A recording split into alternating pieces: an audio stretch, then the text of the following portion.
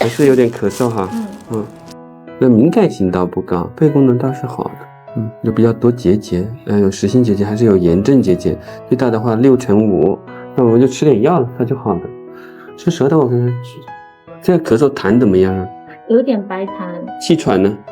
就是爬楼会有一点点。上几楼啊？4楼。对，把它彻底的搞好啊！不要留下尾巴，不然留下尾巴很容易反复。千万早一点，就是一咳嗽马上就治疗，它会好得快一些。所以这种反复的咳嗽，因为我们做了肺功能，你没有哮喘，这个考虑敏感的体质问题。